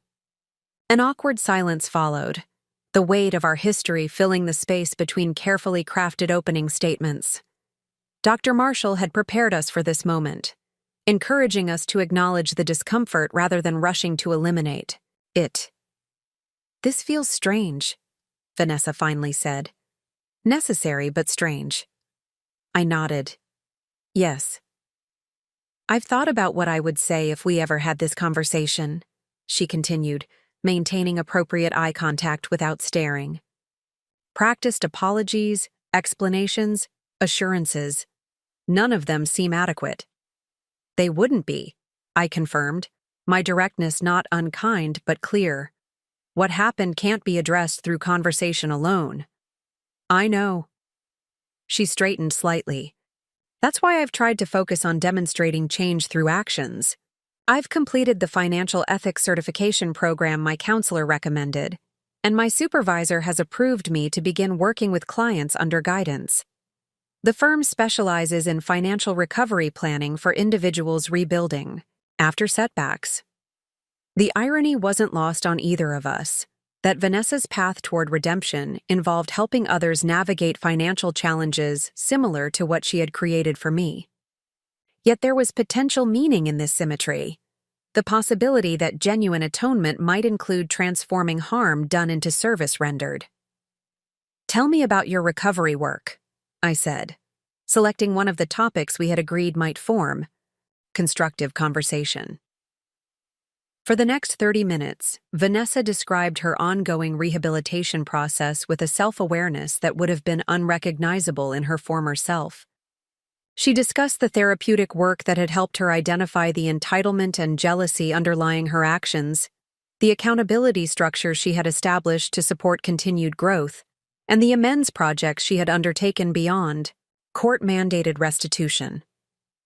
"The most important thing I've learned," she said toward the end of this overview, "is that true redemption isn't about escaping consequences or being forgiven. It's about becoming someone who would never again make the choices I made, someone who contributes to others' well-being rather than exploiting their trust." This perspective aligned with my own evolving understanding of recovery, that meaningful transformation involves not erasing past harms, but integrating them into a more conscious identity capable of greater integrity. Whether Vanessa's insight represented genuine growth or strategic self-presentation remained to be fully determined through sustained action over time, but the possibility of authentic change existed in a way I hadn't previously considered. As our scheduled time drew to a close, I shared briefly about my professional work, describing the resilience framework I had developed without explicitly connecting it to her actions. The parallels were evident without elaboration. How devastating. Breach had ultimately led to purposeful contribution. How protection had evolved into adaptation. "I'm genuinely impressed by what you've created," Vanessa said, her tone thoughtful rather than effusive. "Not surprised, but impressed. You always had the capacity to turn challenges into opportunities. I just never expected to be the cause of such a significant challenge." "Neither did I replied, allowing a small smile to acknowledge the understatement. We concluded the meeting with tentative plans for another conversation in 3 months, maintaining the structured approach, while gradually establishing direct communication. As we prepared to leave, Vanessa hesitated briefly. "Rebecca, I want to be clear about something. I'm not expecting our relationship to ever return to what it was, or what it might have been in some idealized version of sisterhood. What I did fundamentally altered what's possible between us. I'm grateful for whatever limited connection you're willing to consider, with the understanding that it will always include appropriate distance and boundaries." Her acknowledgement of this reality, that actions have permanent consequences even amid rehabilitation, represented perhaps the most significant evidence of growth. The former Vanessa had lived in a world where charm and manipulation could erase responsibility. This version appeared to understand the irreversible nature of certain choices. "Thank you for recognizing that," I said simply. The following week, I met with Jennifer to discuss the succession planning process she had initiated for Horizon. Over lunch at our regular bistro, she outlined her vision for the firm's future and her assessment of my potential role in it. "The board and I believe you bring exactly what Horizon needs for its next chapter," she explained. "Technical excellence combined with mission alignment, innovative thinking balanced with practical implementation skills. Most importantly, you understand that financial resilience and impact aren't competing priorities but complementary strengths." I considered her words carefully, recognizing the significant responsibility they represented. "I'm honored by your confidence. Before making any decisions, I'd like to understand more about your timeline and expectations. Taking on a managing partner role would represent a substantial shift from my current client-focused work." Jennifer nodded appreciatively. "That measured response is precisely why you're right for this. You don't rush decisions based on ego or external validation. Take whatever time you need to consider. The succession process will unfold over 18 to 24 months, giving us ample opportunity to determine if this direction serves both your goals and the organization's needs." As I drove home that evening, I reflected on how dramatically my professional aspirations had evolved since the theft. Before Vanessa's betrayal, my definition of success had been firmly anchored in conventional metrics: salary increases, title advancements, recognition within established hierarchies. The prospect of partnership at Meridian had represented the pinnacle of those aspirations, promising financial security and professional status. The managing partner opportunity at Horizon offered something fundamentally different: the chance to shape an organization whose work directly strengthened community resilience, whose values aligned with my authentic purpose, whose impact extended beyond financial performance to meaningful contribution. This evolution in what I valued professionally paralleled my personal transformation, both reflecting a shift from security-focused achievement to purpose-driven engagement. The following weekend, my mother visited Philadelphia for our now regular quarterly get-together. Our relationship had developed into something neither of us could have anticipated 3 years earlier: a balanced adult connection based on mutual respect rather than role-defined interactions. She had relocated to a smaller community near Oak Ridge after selling the family home, developing new friendships and interests that had expanded her identity beyond parenthood. As we walked through Fairmount Park enjoying the early spring weather, she updated me on her recent activities: a watercolor class she had begun taking, volunteer work with a literacy program, tentative steps into dating for the first time since my father's departure decades earlier. I never expected to discover so many new aspects of myself at this stage of life, she admitted. For so long, my identity was completely wrapped up in being your mother, trying to ensure you had opportunities I hadn't, worrying about Vanessa's choices, compensating for your father's absence. There's something liberating about relating to you both as adults with separate lives. Her observation highlighted another unexpected outcome of the painful reconstruction period: that the disruption of established family patterns had created space for each of us to develop more authentic identities. The crisis had forced a reconfiguration of relationships that, while traumatic in execution, had ultimately facilitated growth that might otherwise have remained inaccessible. "Have you decided whether you'll attend Vanessa's transition ceremony?" my mother asked carefully, referring to the halfway house's formal recognition of residents completing their program requirements. "I'm still considering it," I replied honestly. We've had 3 structured meetings now, each progressively more productive. The therapist believes occasional family connection supports her rehabilitation, provided appropriate boundaries remain in place. I've made clear that my presence wouldn't indicate complete reconciliation, but acknowledgement of her efforts towards genuine change. My mother nodded, respecting my measured approach. "Your willingness to consider any form of relationship shows tremendous strength. Many people would maintain absolute separation after such a betrayal." "It's not about forgiveness, in the conventional sense," I explained. "It's about not allowing the harm done to determine all future possibilities. Maintaining permanent estrangement would keep me tethered to the betrayal in a different way than cautious reconnection does." This insight had emerged gradually through my therapeutic work, the understanding that both unconditional forgiveness and absolute estrangement represented forms of continued definition by past trauma. The middle path I was attempting offered the possibility of integration without erasure, of moving forward without denying what had occurred. 4 years after discovering Vanessa's theft, I sat in my office at Horizon reviewing the quarterly assessment of our Resilience Services division. The program had expanded beyond my initial vision, now including targeted interventions for organizations at different stages of development, comprehensive training for boards and leadership teams, and research partnerships documenting the impact of resilience-focused approaches on mission fulfillment. The financial restitution process had progressed steadily, with approximately 40% of the stolen funds recovered through a combination of court-ordered payments, bank restorations, and insurance claims. While complete financial recovery remained distant, the momentum toward restoration continued, much like the gradual rebuilding of conditional trust with my sister through consistent demonstration of changed behavior. As I prepared for a meeting to discuss Horizon's strategic planning process, I noticed an email from the conference organizer where I had delivered the keynote address 3 months earlier.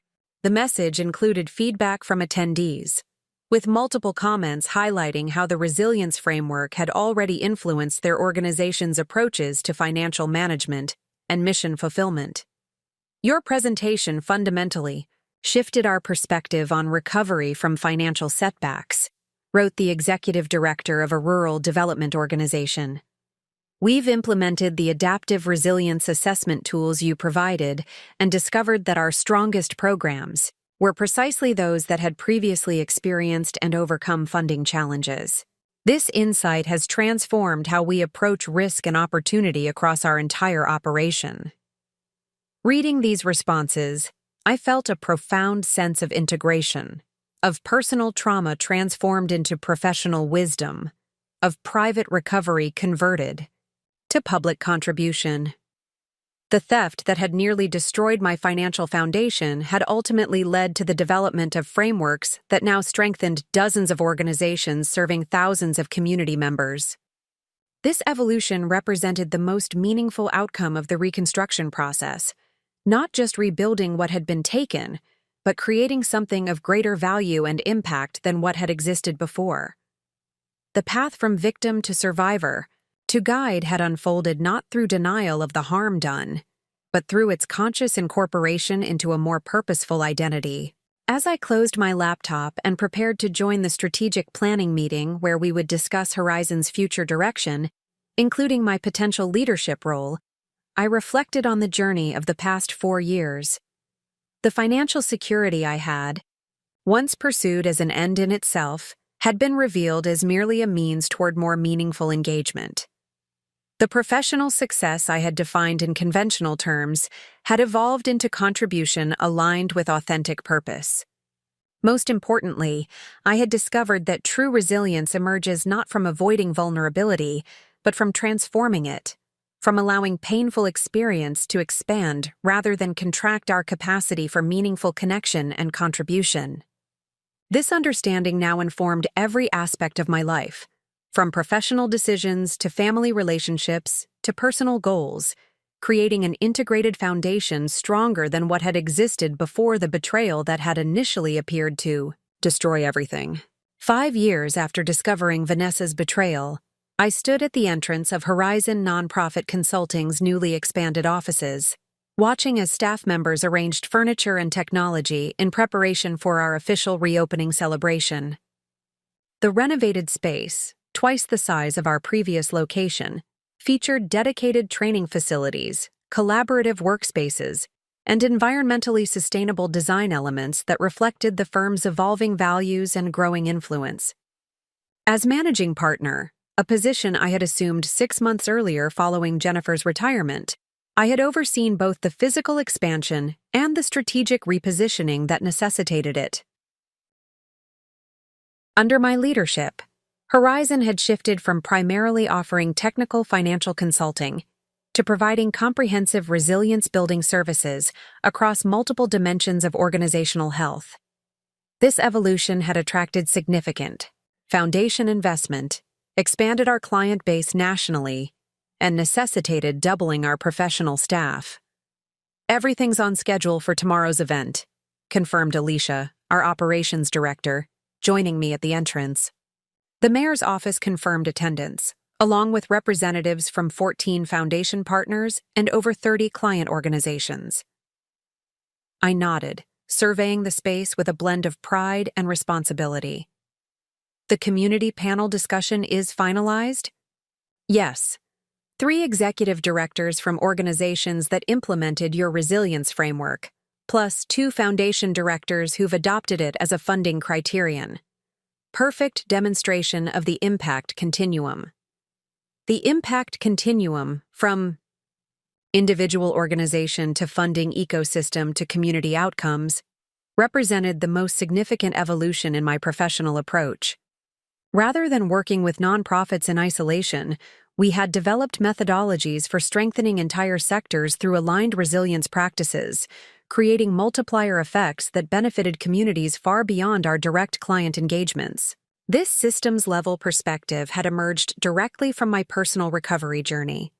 where I had discovered that genuine resilience develops not through individual fortitude alone, but through the interconnected strength of supportive networks. What had begun as painful reconstruction after devastating betrayal had evolved into a comprehensive methodology for transforming vulnerability into collaborative strength across entire communities. As I returned to my office to review my remarks for tomorrow's event, I noticed an email from Dr. Marshall, the family therapist who had facilitated the gradual redevelopment of limited communication with Vanessa. The subject line, "Important Update," prompted immediate attention. "Rebecca," the message began, "Vanessa has asked me to inform you that she has received a job offer from Collins Financial Recovery in Seattle. This represents a significant professional advancement opportunity, as the firm specializes in helping identity theft victims rebuild financial security, expertise she has developed through her rehabilitation process. She is considering accepting the position, but wanted you to know before making her decision, as geographical distance would impact the carefully structured contact you have established. She has emphasized that she will decline the offer if you believe her relocation would be perceived as attempting to escape ongoing accountability." I leaned back in my chair, absorbing this unexpected development. After completing her halfway house program, Vanessa had maintained residence in Philadelphia, living in a modest apartment and continuing her work with the accounting firm that specialized in rehabilitation employment. During the past year, we had established a carefully calibrated relationship, monthly conversations over coffee in public settings, occasional attendance at the same family gatherings, and clearly defined boundaries regarding financial information and personal resources. This measured reconnection had proven surprisingly beneficial, providing resolution without denial of what had occurred. Vanessa had maintained consistent demonstration of changed behavior, continuing restitution payments, respecting established boundaries, pursuing professional development focused on helping others avoid or recover from financial exploitation. While complete trust would never be possible, a functional relationship based on present actions rather than past expectations had gradually emerged. Her potential relocation represented both challenge and opportunity, threatening the stability of current arrangements while possibly offering chance for further evolution in my own recovery journey. Would geographical distance represent abandonment of accountability or appropriate independent development? Would my response be based on legitimate boundary maintenance or unconscious desire for continued proximity-based control? I closed the email without immediately responding, recognizing the importance of distinguishing between reactive emotion and considered assessment. This distinction, between immediate defensive responses and thoughtful evaluation based on core values, had become central to my approach in both personal and professional contexts. Later that evening, as I prepared dinner in my townhouse kitchen, I received an unexpected call from my mother. "I just heard from Vanessa about the job opportunity," she said after brief pleasantries. "She wanted me to know before deciding, but asked that I not influence your response." I smiled slightly at this evidence of my sister's continued commitment to appropriate boundaries, informing our mother while explicitly discouraging triangulation that might pressure my decision. "What are your thoughts?" I asked, genuinely interested in my mother's perspective, which had evolved considerably over the past 5 years. "I think it's a complex situation," she replied thoughtfully. "The position sounds perfectly aligned. With her rehabilitation focus, using her understanding of financial exploitation to help others recover. That seems meaningful rather than exploitative. At the same time, I understand how her leaving Philadelphia might raise concerns about commitment to continued accountability." Her balanced assessment reflected the growth she had demonstrated throughout the reconstruction period, developing capacity to hold multiple perspectives simultaneously without defaulting to protective simplification of complex family dynamics. "What I've realized," she continued, "is that my role isn't to manage the relationship between my adult daughters, but to support each of you in making decisions aligned with your own well-being and values. Whatever you decide regarding Vanessa's move, I'll respect your boundaries while maintaining appropriate connection with both of you." This perspective, honoring independence while offering support, represented significant evolution from the enmeshed family patterns that had characterized our earlier relationships. The crisis had ultimately facilitated healthier differentiation for all of us, enabling more authentic connection based on mutual respect rather than unconscious role fulfillment. After our conversation concluded, I reviewed the documentation of my 5-year recovery journey. Financial records showing steady rebuilding of savings and investments, professional achievements reflecting transition from survival to contribution, therapeutic notes tracking evolution from traumatic reactivity to integrated resilience. This comprehensive assessment provided context for evaluating Vanessa's potential relocation within the broader trajectory of my post-betrayal development. The following morning, before the office reopening celebration, I met with my own therapist, Dr. Winters, to discuss the situation. "What concerns you most about Vanessa potentially moving to Seattle?"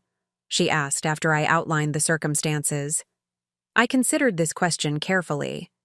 5 years ago, I would have automatically assumed she was attempting to escape accountability. Now, I recognize that interpretation reflects my past experience rather than current evidence. Her behavior during the rehabilitation process has consistently demonstrated commitment to responsibility. What other perspectives might be relevant? The position genuinely aligns with her developing expertise in helping identity theft victims. There's potentially meaningful symmetry in her using understanding of harm caused to prevent similar damage to others. And from a purely practical standpoint, Seattle's cost of living would make continued restitution payments more challenging, which she has acknowledged in discussions with Dr. Marshall. Dr. Winters nodded. "You're considering multiple dimensions rather than defaulting to protection-based interpretation. What would support your continued recovery regardless of her geographical location?" This framing, focusing on my well-being independent of Vanessa's choices, resonated strongly. My recovery journey had evolved from reactive self-protection to proactive self-definition, from healing dependent on others' behavior to integrated resilience based on internal resources and chosen connections. Clear communication protocols. I replied, "Continued financial transparency through the restitution management system, perhaps quarterly video conversations rather than monthly in-person meetings. Most importantly, my ongoing development of security not defined by external control but by internal integration." That perspective reflects significant growth, Dr. Winters observed. "You're approaching this decision from a position of strength, rather than vulnerability, considering implications for both your continued recovery and Vanessa's rehabilitation progress." That afternoon, as community leaders, foundation representatives, and client organizations gathered to celebrate Horizon's expansion, I delivered remarks that connected our organizational evolution to broader principles of transformative resilience.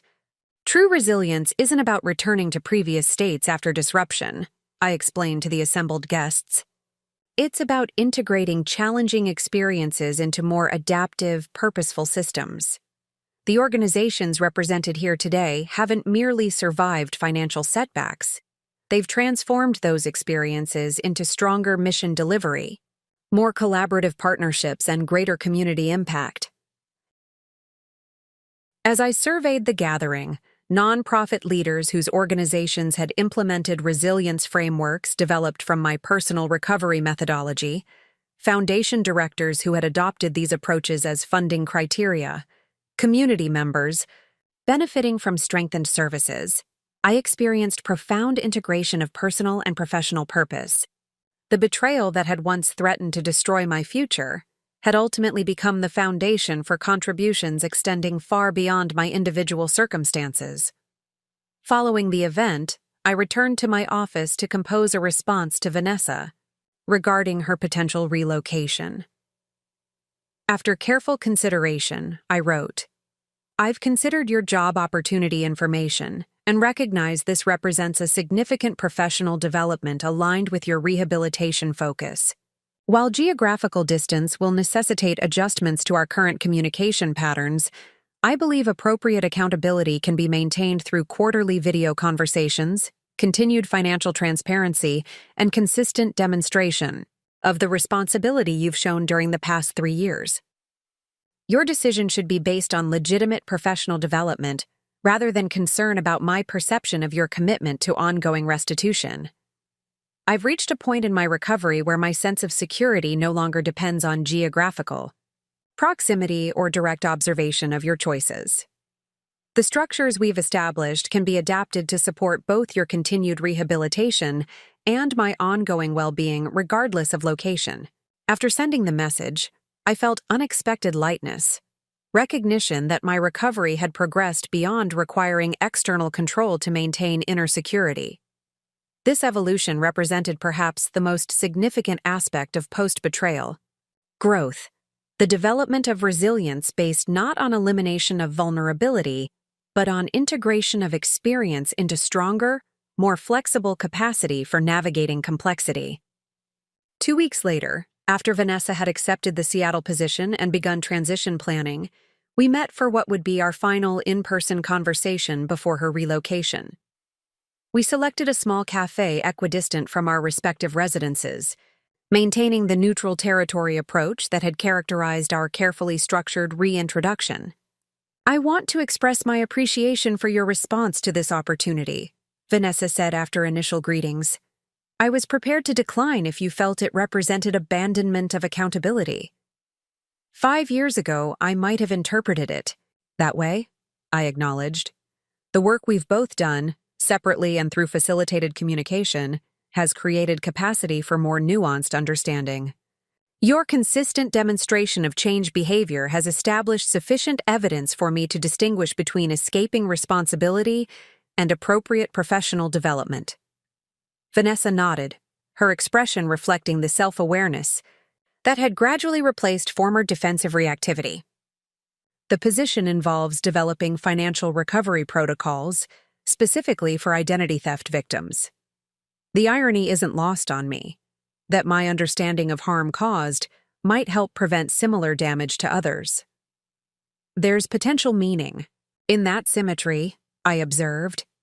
"Not redemption in the conventional sense, but transformation of destructive knowledge into constructive application." We discussed practical arrangements for maintaining appropriate connection after her relocation, quarterly video conversations, continued management of restitution payments through the established system, periodic updates on professional development, and recovery progress. These structures provided necessary boundaries while acknowledging the reality that our relationship, while permanently altered by past betrayal, had evolved beyond definition solely by that traumatic breach. "I've been working with my therapist on maintaining accountability independent of external monitoring," Vanessa explained. "The geographical distance will actually test whether the changes I've implemented have been internalized or merely performed for observation." Her insight reflected genuine psychological growth, recognition that meaningful rehabilitation requires development of internal guardrails rather than depending on external controls. Whether this understanding would translate consistently into behavior remained to be determined, but the awareness itself represented significant evolution from the entitlement mindset that had enabled her original betrayal. As our conversation concluded, Vanessa hesitated before asking, "Would it be appropriate to acknowledge the upcoming 5-year mark? Not to minimize what happened, but to recognize the journey since then?" The anniversary she referenced, 5 years since the discovery of her theft, approached in 3 weeks. I had been aware of the date's significance but uncertain how to relate to it. Her question offered opportunity to consider this milestone within the context of our evolving understanding. "I think acknowledgement is appropriate," I replied after consideration. "Not celebration, but recognition of the distance traveled from that point, your rehabilitation progress, my recovery development, the transformation of destructive patterns into more conscious choices." She nodded, relief visible in her expression. "I've been reflecting extensively on who I was then versus who I'm becoming now. Not to excuse what I did, but to understand the mindset that made those choices possible and ensure I never return to that perspective. That reflection itself represents significant growth, I acknowledged. The former version of yourself lacked capacity for that level of self-awareness. As we prepared to leave, Vanessa asked hesitantly, "Do you think we'll ever reach a point where what happened isn't the primary context of our relationship? Not forgetting or denying it, but not having it as the central defining reality?"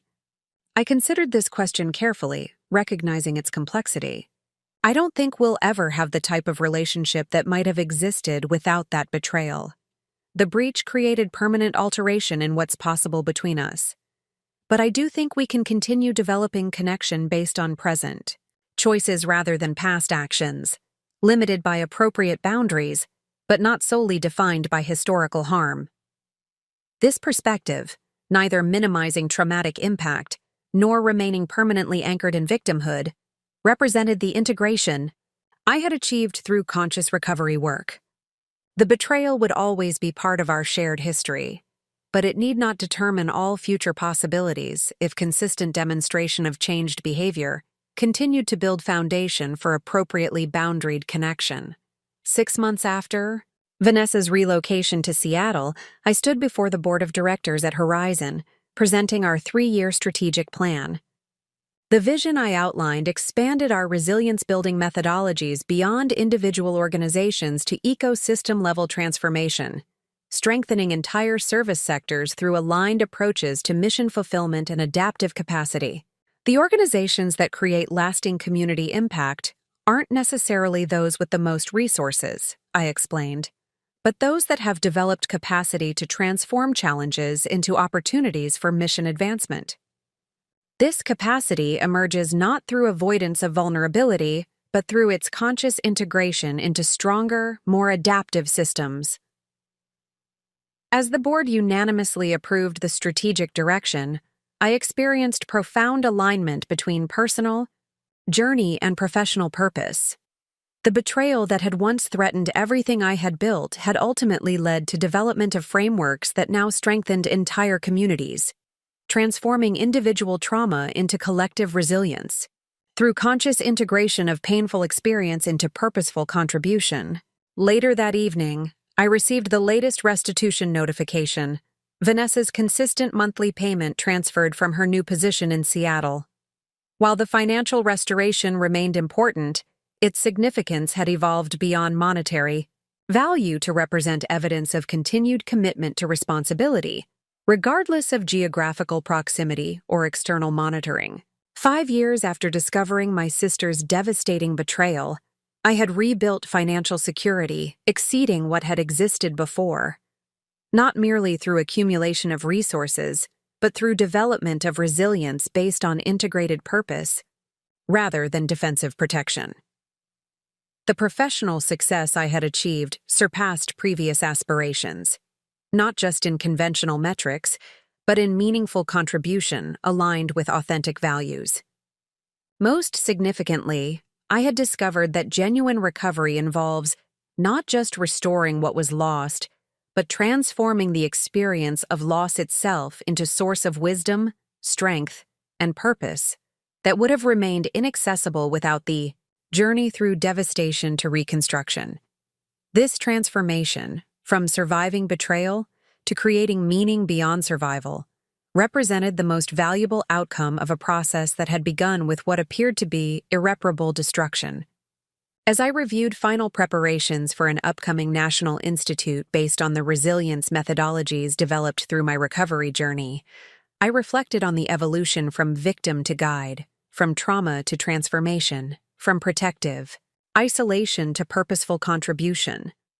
The security I had once pursued through external achievements and protective measures had been revealed as ultimately insufficient. The resilience that had replaced it emerged through integration of vulnerability into stronger, more authentic identity, capable of meaningful connection despite past harm. This evolution continued to unfold through ongoing choices rather than reaching some permanent resolution. the distinction between conventional recovery narratives and the reality of transformative resilience I had discovered through conscious engagement with betrayal's aftermath. The journey wasn't about arriving at completion, but continuing to create meaning from experience that might otherwise have remained solely destructive. This understanding, that purpose emerges through integration rather than elimination of painful experience, now informed every aspect of my personal and professional development, transforming what had been taken into foundation for greater contribution than would have been possible without the devastating journey of loss and reconstruction. 7 years after discovering Vanessa's betrayal, I welcomed clients and colleagues to the inaugural National Resilience Institute, hosted in Philadelphia's Convention Center. The 3-day conference represented the culmination of methodologies developed through my personal recovery journey and refined through implementation across hundreds of organizations nationwide. Over 600 participants had gathered: nonprofit leaders, foundation representatives, financial professionals, and community advocates, to explore frameworks for transforming vulnerability into collaborative strength. Traditional approaches to organizational sustainability focus primarily on financial protection, I explained during my opening keynote address. While prudent financial management remains essential, true resilience emerges from integration rather than insulation, from developing capacity to transform disruption into opportunity through adaptive response aligned with core purpose. As I guided the audience through principles that had emerged directly from my post-betrayal reconstruction, I observed the profound symmetry between personal and professional evolution. What had begun as desperate attempt to rebuild individual security had gradually expanded into methodologies strengthening entire communities. This expansion, from personal recovery to collective resilience, represented the most meaningful outcome of a journey that had initially appeared solely destructive. Following the keynote, I participated in a featured dialogue with Dr. Eleanor Prescott, a leading researcher in organizational psychology whose work focused on post-traumatic growth in institutional contexts. Our conversation explored connections between individual and collective resilience, examining how personal recovery principles could be effectively translated into organizational methodologies. Your approach differs significantly from conventional risk management frameworks, Dr. Prescott observed. Rather than focusing exclusively on prevention, you emphasize transformation of inevitable disruption into catalyst for mission advancement. What inspired this distinctive perspective? The question created opportunity to acknowledge personal experience without disclosing specific circumstances. My understanding of resilience has been shaped by navigating significant personal setback that initially appeared devastating, I explained. Through that process, I discovered that genuine recovery involves not just restoring what was lost, but developing greater capacity through integration of challenging experience. The organizations that implement these methodologies most effectively share that fundamental insight, that disruption, while painful, contains potential for transformation when approached with intention and purpose. This measured transparency, acknowledging personal foundation without exploitative disclosure, reflected the balanced perspective I had developed regarding my recovery journey. The betrayal remained part of my history, informing my professional approach without defining my identity or requiring protective concealment. During the afternoon sessions, I observed presentations by organizational leaders who had implemented resilience frameworks developed through Horizon's consulting practice. Their diverse applications, from community health initiatives to educational programs to environmental advocacy, demonstrated how methodologies emerging from personal recovery could strengthen mission fulfillment across multiple sectors and circumstances.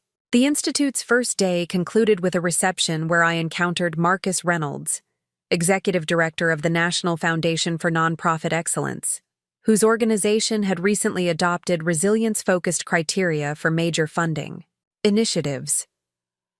Our previous interactions had been limited to brief conversations at professional gatherings, but his interest in Horizon's methodologies had intensified following implementation of our approaches by several of his foundation's grantees. "The results we're seeing from organizations using your frameworks are remarkable," Marcus commented, as we found a relatively quiet corner amid the crowded reception. "Particularly impressive is how they're maintaining mission focus while developing financial adaptability. Typically, those objectives create tension rather than alignment." "That alignment represents the core insight of our approach," I explained. "When organizations clarify how financial decisions either enable or constrain mission fulfillment, they develop capacity to distinguish between security measures that support purpose and those that primarily serve psychological reassurance." Marcus nodded thoughtfully. "We've observed that distinction consistently across implementing organizations. It's transformed our funding approach. We now evaluate proposals based on adaptive capacity rather than solely examining financial projections." Our conversation continued, exploring applications of resilience methodologies across the Foundation's portfolio. Marcus's analytical intelligence and evident commitment to strengthening nonprofit effectiveness created engaging dialogue that extended well beyond professional courtesy. As the reception concluded, he mentioned his plans to attend several specific sessions the following day, creating natural opportunity for continued conversation without imposing expectations. Upon returning to my hotel room that evening, I received a video call notification from Vanessa, our scheduled quarterly check-in. After establishing appropriate parameters through Dr. Marshall's facilitation, we had maintained consistent communication, following her relocation to Seattle 2 years earlier. These structured conversations provided opportunity to sustain appropriate connection while respecting permanent boundaries necessitated by past betrayal. "The Institute launch looks impressive," Vanessa commented after initial greetings, referring to social media coverage she had seen. 600 participants for an inaugural event represents significant validation of your methodologies." I nodded, noting her genuine recognition without obvious envy, a meaningful distinction from previous patterns.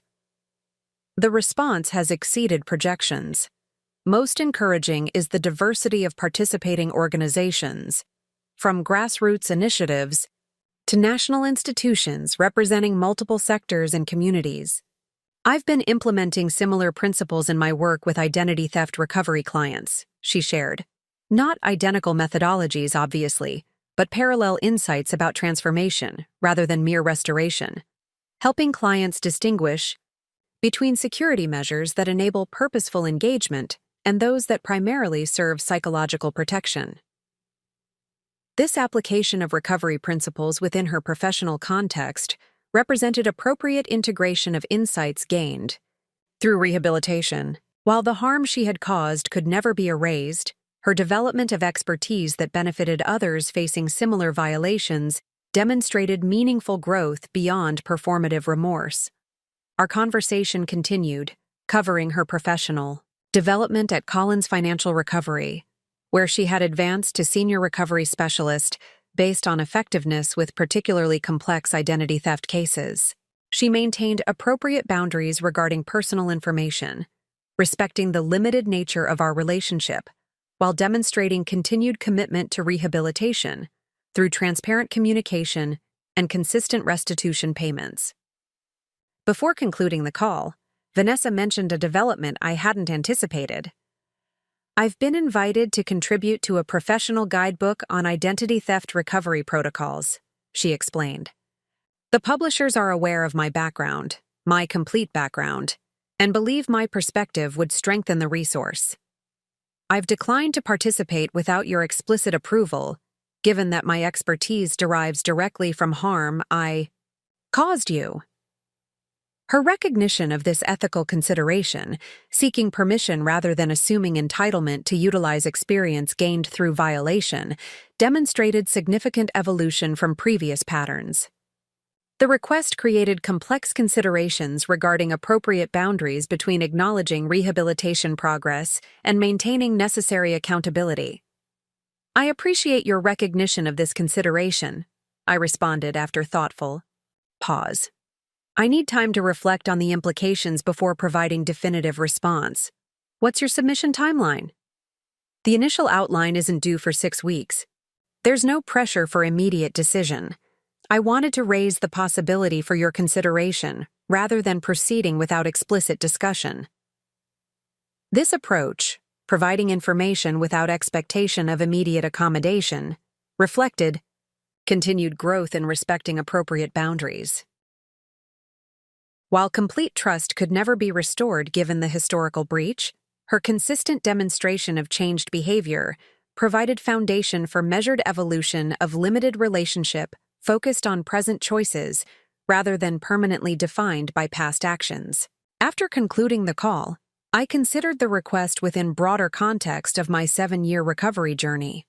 The professional guidebook opportunity represented intersection of multiple considerations: Vanessa's rehabilitation progress, appropriate accountability for past harm, potential benefit to others facing similar violations, and my own continued evolution from self-protective survival to integrated purpose. The following morning, before the Institute's second day commenced, I received an unexpected message from my mother. The communication included photographs of documents she had discovered while organizing family records, financial papers revealing previously unknown aspects of my parents' early relationship. The materials demonstrated that my father, before abandoning our family, had systematically diverted educational funds established for both daughters, using the money to finance speculative investments that ultimately failed. I debated whether to share this information. My mother wrote, "There's no practical benefit at this point, but I believe understanding the full context of our family financial patterns might provide additional perspective on dynamics that contributed to what happened between you and Vanessa.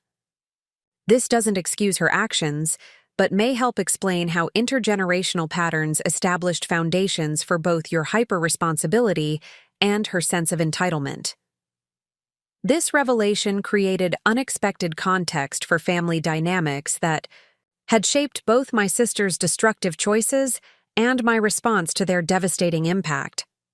The patterns Vanessa had replicated, exploitation of trust, rationalization of financial violation, entitlement to resources not legitimately accessible, had been modeled by our father years before either of us could consciously recognize their influence. Similarly, my hypervigilant approach to financial security had developed partly in response to instability created by his actions, though I had channeled that vigilance through constructive rather than exploitative avenues. This expanded understanding didn't diminish accountability for conscious adult decisions, but provided systemic perspective on family patterns that had established unconscious foundations for those choices. The insight aligned with principles I had developed through both personal recovery and professional methodologies, that genuine resilience emerges from conscious integration of challenging experiences rather than isolated protection from their recurrence. As I prepared for the Institute's second-day sessions, I reflected on how this revelation intersected with current circumstances. Vanessa's professional development utilizing insights gained through rehabilitation, my expansion of recovery methodologies into frameworks benefiting entire communities, and our carefully calibrated relationship, maintaining appropriate boundaries while acknowledging continued evolution. The Institute's second day featured interactive workshops implementing resilience methodologies across diverse organizational contexts. During the lunch break, I encountered Marcus Reynolds again, and our conversation resumed with engaging exploration of how resilience frameworks could be integrated into foundation funding criteria without creating excessive compliance burdens for grantees. The challenge, Marcus observed, is distinguishing between meaningful resilience development and performative risk management that satisfies formal requirements without creating genuine adaptive capacity. That distinction represents a core insight of our approach, I agreed. Effective implementation requires fundamental shift from protection-focused to purpose-focused mindset, from avoiding vulnerability to transforming it into catalyst for mission advancement. Our discussion continued with such natural engagement that we barely noticed the lunch period concluding. As participants returned to afternoon sessions, Marcus hesitated briefly before asking, "Would you be interested in continuing this conversation over dinner? I'd value the opportunity to explore potential collaboration between your methodologies and our funding initiatives." The invitation created a moment of unexpected self-awareness. During 7 years of intensive recovery work, I had focused extensively on rebuilding financial security, professional purpose, and appropriate family boundaries. Relatively little attention had been directed toward developing new personal relationships, particularly those involving potential romantic dimension. While Marcus had framed the invitation professionally, the engaged quality of our interaction suggested possibility beyond strictly business discussion. "I'd enjoy that," I responded, surprising myself with immediate acceptance rather than default caution that had characterized post-betrayal interactions.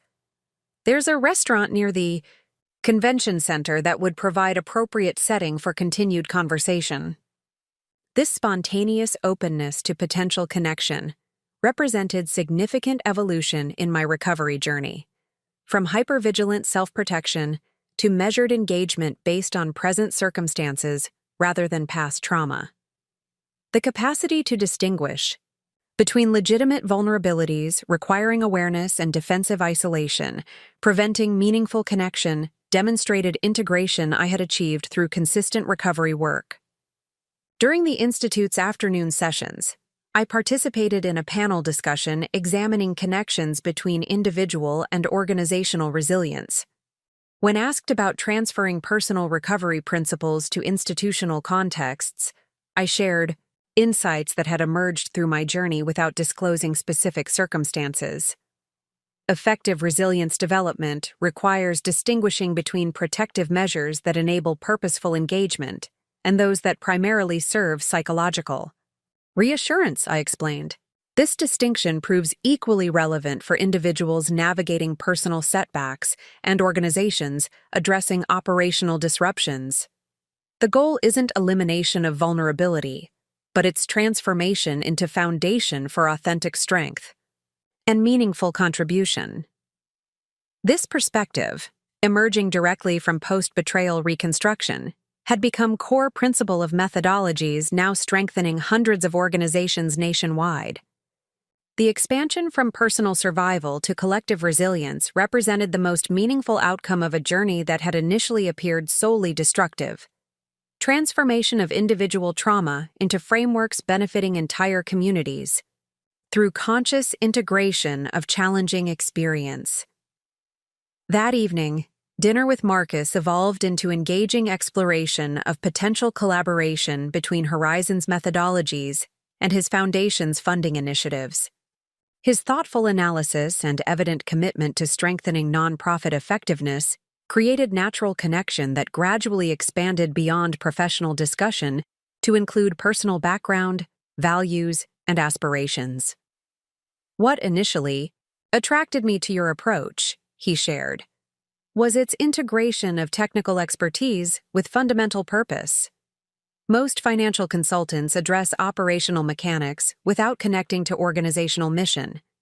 Your frameworks consistently align financial decisions with core values in ways that strengthen rather than constrain impact." This observation identified precisely what distinguished my professional methodologies: integration of technical proficiency with purpose-driven application, directly reflecting transformation I had achieved through personal recovery. What had begun as desperate attempt to rebuild financial security had evolved into comprehensive approach to purposeful resilience, benefiting individuals and institutions across multiple contexts. As our conversation continued, I found myself surprisingly comfortable sharing selective aspects of my personal journey. The experience of rebuilding after significant financial setback, the transition from corporate achievement to purpose-driven enterprise, the development of methodologies emerging from personal recovery, while maintaining appropriate boundaries regarding specific circumstances. This measured transparency represented meaningful evolution from protective isolation that had characterized early post-betrayal interactions. Up next, you've got 2 more standout stories right on your screen. If this one hit the mark, you won't want to pass these up. Just click and check them out. And don't forget to subscribe and turn on the notification bell so you don't miss any upload from us.